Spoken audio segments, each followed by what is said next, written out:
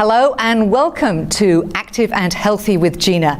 It's lovely to have you with us today. I hope that you're at home and you are ready, seated in that comfortable, sensible chair to do your first 10 minutes of Ageless Grace. And I am delighted to have some very special friends with me today who have come to do the exercises in the studio. So on this side, I've got Zandra, and I have got Patsy, and I have got Carol, and we've got Rashid from the office again because we thought we'd balance it with 4 people. As we say, Ageless Grace is for anybody, whatever age. So thank you all for coming and sharing and being with us. They are part of my Saturday class. They've been coming to the Ageless Grace classes for almost 2 years. As you can see, they all look really fit, really healthy, which they are. My husband Nick names them the Ageless Rockers. So I'm very thrilled that they're going to be here today for us to be able to do the class. So the 3 exercises that we are going to do today, although we've got 4 bits of music.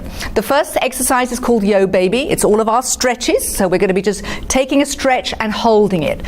So as always with Ageless Grace, the rule is voice of the body is always wise. So if this is the first time you're watching the show and you're taking part in these classes, find a solid chair. It can be without arms or with arms. Be barefoot and let's get ready to go.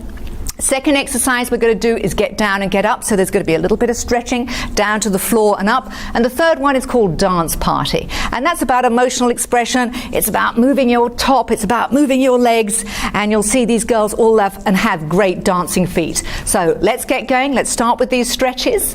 And with our Yo Baby exercises, we're going to do 10 minutes of Ageless Grace. Okay, let's start with our hands up. So we're taking a nice big wide stretch and we're just going to hold it up and stretch those arms, maybe hold it back a little bit more. And then we're going to bring the hands together overhead. We're going to clasp the hands, interlace the fingers, turn them inside out, and then we're looking up. Look up to your hands, look up to the ceiling, and just hold for a few minutes or a few seconds.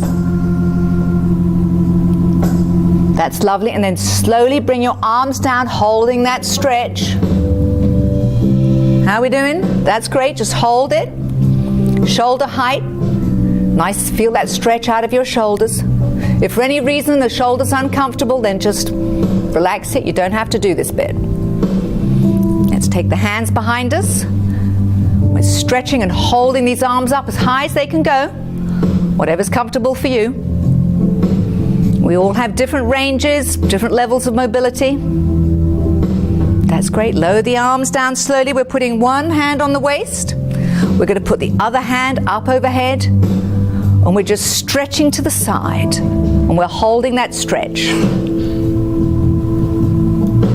So these are all nice, slow stretches. Just loosen up the muscles. And let's go the other side. Change hands now. Put the other hand on the waist, other hand up. Let's go to the side. Hold that stretch. Beautiful. So down we come. Let's just roll these shoulders. So roll the shoulders back behind you.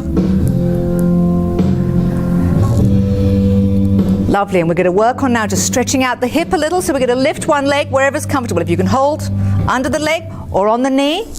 And just rotate that ankle. That's lovely, Carol. Great. Nice, Sandra. Doesn't matter which leg you're doing at home. Start with one. We're working to the other. Now, if you're feeling mobile enough, stretch and cross the leg. So you're resting that ankle on the opposite knee. We just hold that stretch. Oh, we're going to run out of music, so quickly we've got to go to the other side. Always got to balance the body. So roll the ankle. So we're going to put that leg up and just hold that stretch. So we've just started getting the body loosened up. Okay, all right, next one is our get up and get down. So tap your legs, stretch these hands up, and we're tapping these knees again and reaching down a little ways, not going too far. I want you to keep this back nice and loose. So we're tapping our knees, reaching forward, just a little ways to begin with. Up, knees, forward. So we'll just do down halfway. Now the next time we're going to go all the way down to the floor if you can. So knees and floor and knees and up.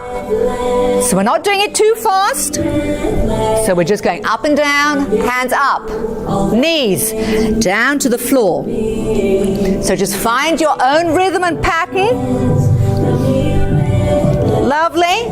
So we just stretch out this back and whole body. We're going over the heart line, which is making this heart go a bit faster. And we're going to switch now to doing it with one hand. So one arm. So tap leg. Up. Tap. And just down a little to begin with. We're not going all the way down to the floor. We're just going to do 3, reaching a little way. So you're not going to get too far out of your own range. And then now we're going to go down to the floor. Floor. Knee. Up. Let's pick up the pace a little. Up. And up. How's everyone doing? All good? Are they all still breathing? It's gone quiet back there. They're normally much noisier than this in class. Last one on this side. And we're doing the other hand. So tap, up, tap and just a little way down, not the whole way to begin with. Just make sure this side's nice and loose as well. Okay, now all the way down to the floor. Come on, let's go. Up and down. How are we doing at home? It's nice and easy. Just getting this back going. Lovely. Now we're just going to clap and tap the hands. So tap the knees twice. 1, 2, clap. 1, 2, tap. And we're going to go overhead. Tap. And reach as if to the floor, but not the whole way down. Up to 1, 2, 1. And down a little ways. And we're going all the way to the floor. 1, 2, tap, 2, up, 2. 1, 2. And let's do some singles. So singles, knees, floor, knees, up. Oh yeah, these guys are good. How are we doing at home? Finding your pace to do it? So good. Get that heart going. Brilliant. Well done, everybody. Okay, so these last ones, we've just got 2 dancing ones. We're going to start with these upper arms and the shoulders. Let's shake. We're doing a little jive in the chair. Bounce these legs as well. Lift one leg up. Woo!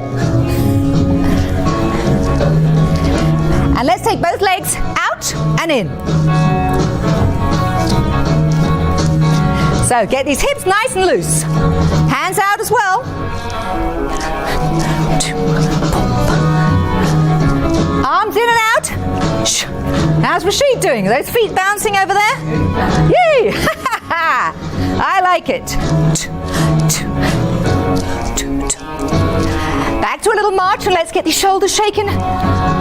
Shake the shoulders forward. This is good for the waist. Lift one leg.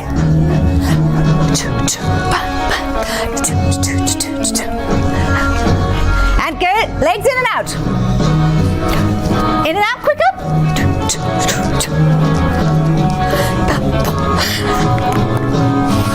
Just shows we can do exercise, moving in our chairs. How about crossing these legs and arms? Are we going quite fast here? I'm sorry, these little chairs are slippy. You have to find a chair at home that you're not going to slip in. Bounce these legs. Slow.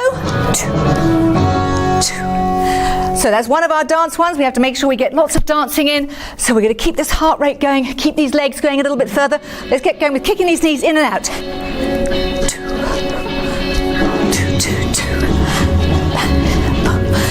So it's a bounce and a kick. Kick. Sandra's legs bounce so quickly, so do Patsy's and Carol's. Oh, these girls are fast. I can't keep up with them. And we're going to do one heel to the side and in, and the other side. Point it with the finger as well.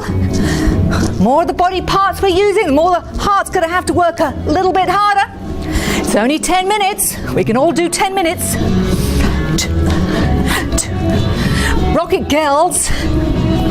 And the beauty of this song, or these dance party tracks, are that it's about your emotional expression. You dance the way you want to. And kick it toe forward.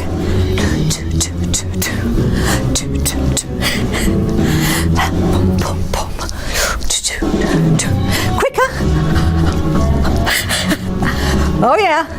How's that heart rate going, Rashid? You still with us? Oh good. Just checking. Patsy? Yeah. Sandra all right? Yeah, well. Okay. Both knees. Heels out and back. Shh. Woo. Gotta keep these bodies moving. We're almost there. Not much longer. Let's finish with some crossing. Arms and legs. Good for your coordination. Good for your balance. And quicker. Oh, those legs are going so fast, Sandra, I can't even see them. Woo!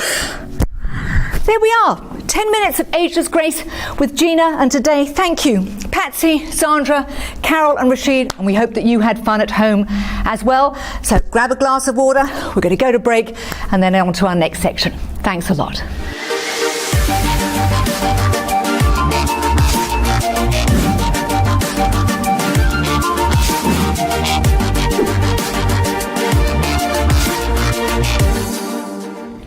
And welcome back to Active and Healthy with Gina. So I hope you enjoyed those few exercises. I had fun. I was using my imagination and creativity. Got to play with a few new instruments this time, so I hope you did too. Well, I'm delighted on this second half of the show to welcome back a very special person.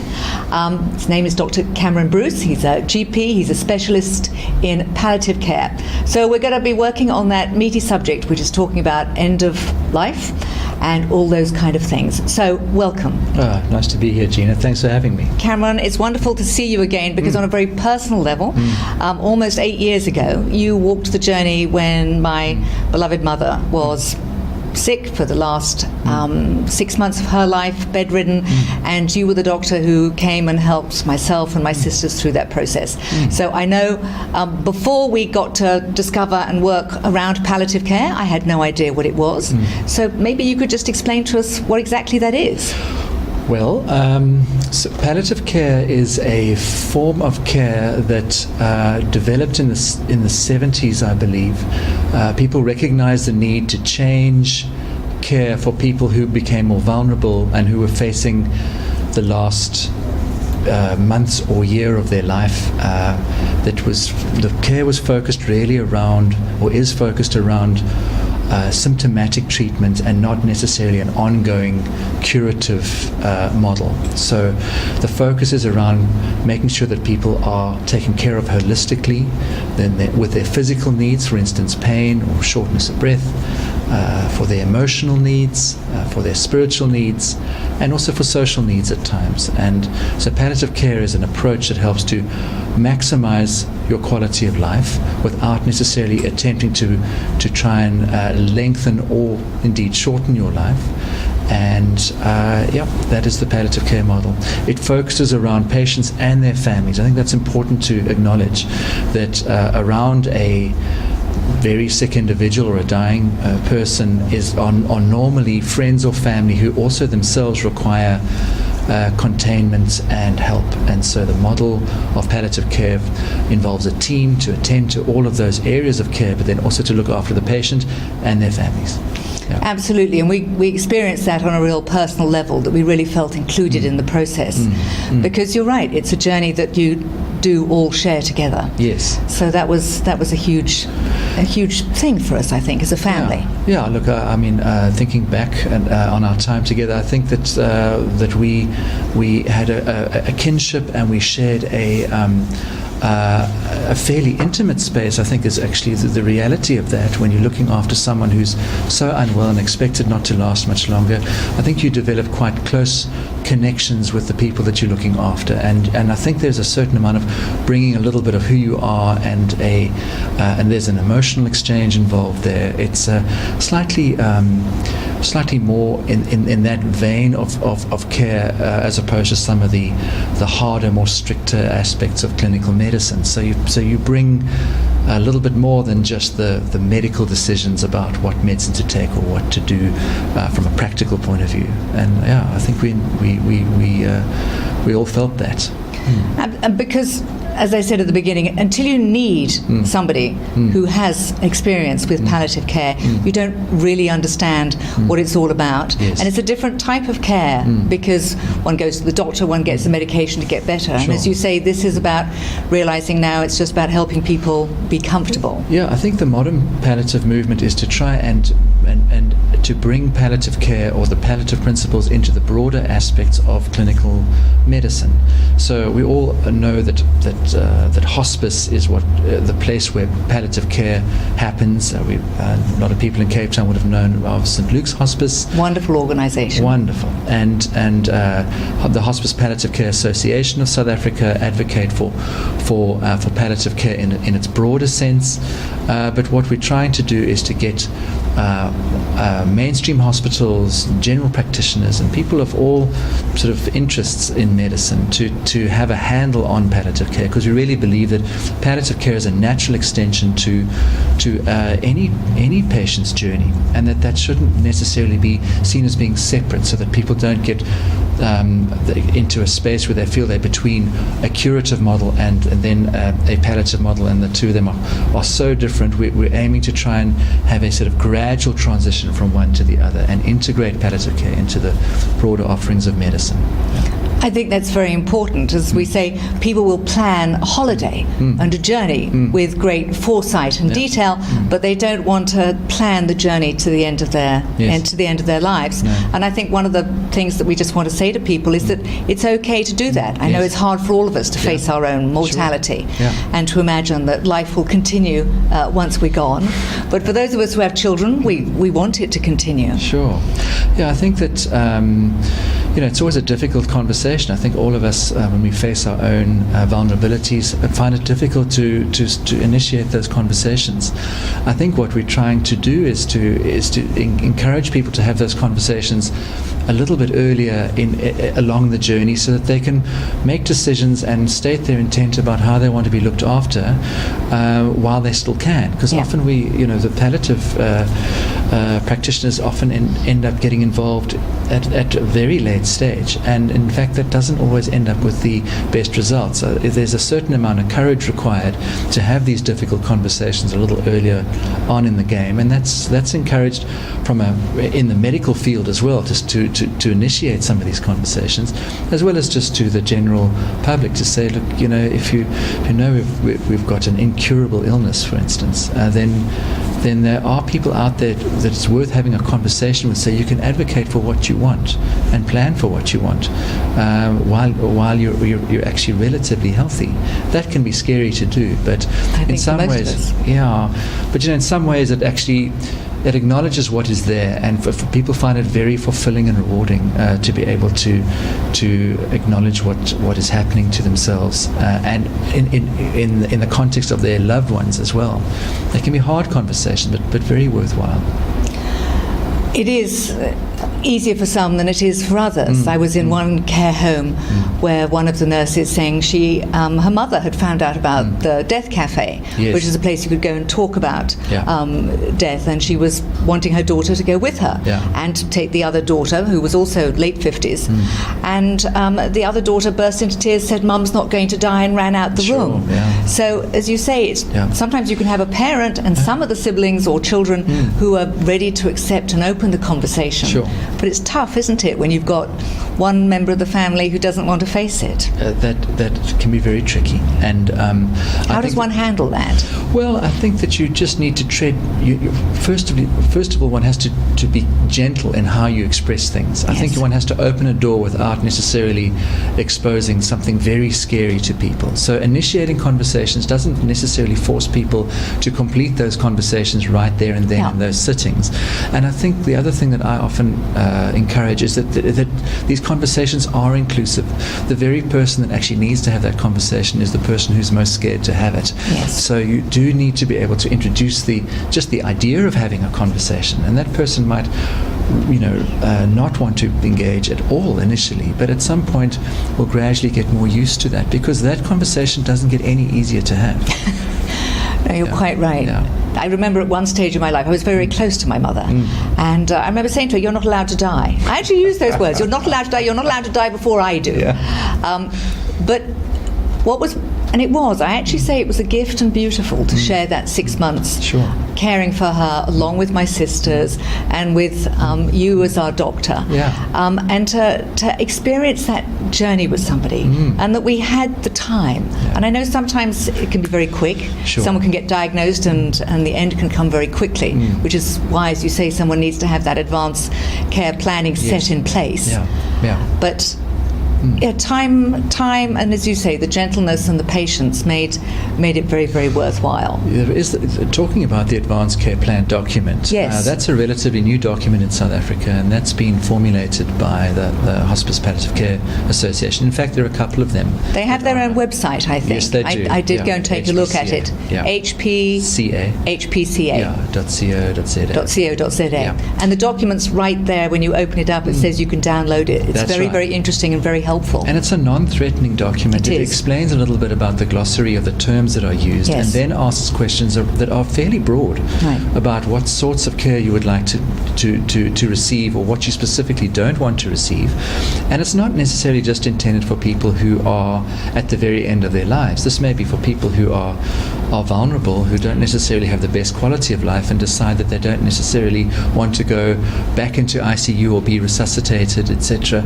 So, and that document can be reviewed and it can be changed. It doesn't commit you legally even. It just is a reflection of what your wishes are, so that if you can't advocate for yourself, that your family or a practitioner can get a sense of what you want and try and tailor your care in accordance with what you want. So that's certainly something that needs to be set up while you're still very much compos mentis and fit and able to make a decision, Exactly. rather than be too frail to do And anything that with it. document can say that you want absolutely everything done for yourself, because you're still loving life and your quality of life totally warrants that. Right. But in fact, in a year's time, as something's happened, maybe there's been a hip fracture and there's no longer the mobility, and then one's decisions or one's choices perhaps change, and you can review that document. So the encouragement is to engage with the document that in itself doesn't commit you to anything too scary, but just to maybe have that conversation. So it's intended for people who are not necessarily palliative patients in the classic sense. Right. In palliative care, we've often used a question called the surprise question, and that is, would I be surprised if this person were to die in the next year?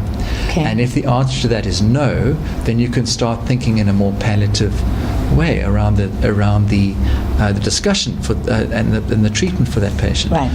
But an advanced care plan document doesn't necessarily just attend to people in that last year. It can be for people who want to make decisions about their broader care and what's important to them and what's not. Well, I think that's a useful document that people need to get hold of. And it's great to have a website that we know where to go and look for that. Sure. Now, I know that you've done this for some period of time, and it's wonderful work and it's very rewarding. Do you ever find it depressing? I find it depressing at times if we get involved in very sad situations or sudden loss.